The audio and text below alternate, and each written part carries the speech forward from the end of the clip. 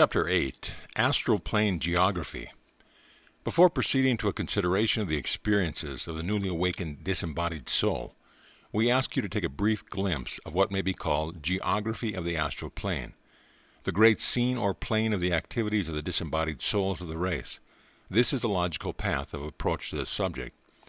For before we are asked to consider the inhabitants of a new country, we are generally made acquainted with the country itself, its hills and valleys, its rivers and plains, its highlands and lowlands. And using the same figure of speech, let us now take a little lesson in the geography of the astral plane, the place of abode of the disembodied souls. But first let us again remind you that the astral plane is not a country, is not a place at all in the usual sense. Its dimensions are not those of space, but of vibration. In a way it may be said that the dimension of the astral plane are the dimensions of time, for vibrations can be measured only by their rate of motion, and that rate is determined only in terms of time. The same is true of all vibrations, whether of astral energy or the lower forms of energy. The vibrations of light are measured in terms of time, that is to say, so many vibrations to the second, and so on. The higher the rate of vibration, the greater the rate of speed manifested in the vibration. The ancient occultists were fond of stating the truth regarding the highest form of vibration, by saying that there are a rate of vibration so infinitely rapid that it seems to be absolutely still and motionless. From this extreme we descend by degrees until the very grossest forms of matter are reached, and there we find a rate of vibration so slow that it likewise seems motionless. The substance of the astral plane is, of course, very much finer than that of the material plane. Its vibrations very much higher than the finest form of material substance, but there is the widest range between the vibrations of the lowest planes and those of the higher ones. In fact, the difference between the lowest plane on the astral and the highest on the material plane is less than the difference between the lowest and highest of the astral itself. So that between these two extremes of astral vibrations, we have the same great territory that we would have on the material plane. With this difference, however, that the material territory is measured by space dimensions, while that of the astral is to be measured only in terms of vibration of time and not of space. For instance, when one travels on the material plane, he must traverse space, feet, yards, or miles. But on the astral plane, when one travels, he traverses rates of vibration. That is to say, he passes from a higher rate of vibration to a lower, or vice versa. And these various planes or subplanes of vibratory energy constitute the geographical features of the astral plane. There are countless planes and subplanes or regions of the astral plane which may be traveled, but all astral travel is performed simply by passing from one degree of vibration to another. Using a crude example, we may say that it is somewhat akin to passing from the state of ice to that of water, and then to steam. Or again, it may be thought of as passing from ordinary atmospheric air to liquid air, and then to solid air. The latter is theoretically possible, although science has not yet been able to solidify air. These illustrations are of course very crude, but they help you understand the geography of the astral plane a little better. Henceforth we shall speak of travel on the astral plane, that is, travel between the different planes and subplanes of the astral, as if they were on the material plane.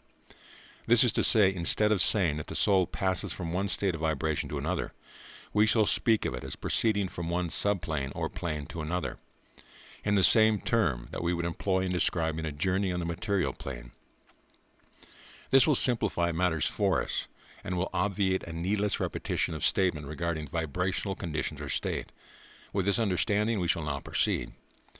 There are many states or conditions of existence on the astral plane, which are spoken of as planes and subplanes. These planes and subplanes are inhabited by souls fitted to dwell upon the particular series of planes or subplanes upon which they awaken from the soul's slumber. Subtle principles of soul attraction draw each soul to the particular place for which it is fitted. The great law of attraction operates unerringly here. There is no chance or haphazard about the mechanism of law of attraction. The law operates with absolute precision and uniformity. It makes no mistakes.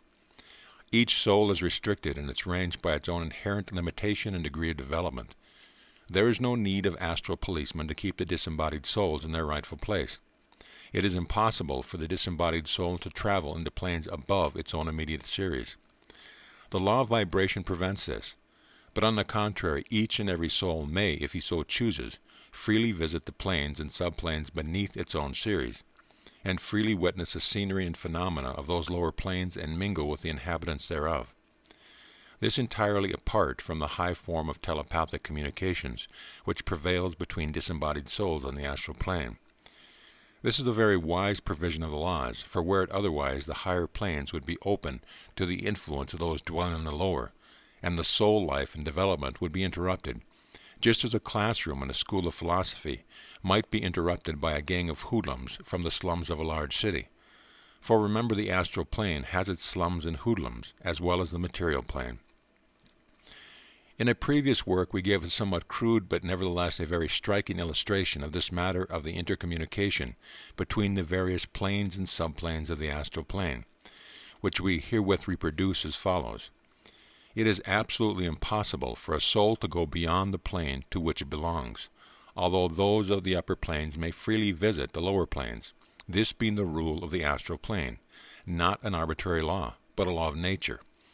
If the student will pardon the commonplace comparison, he may get an understanding of it by imagining a large screen, or series of screens, such as are used for sorting coal into sizes.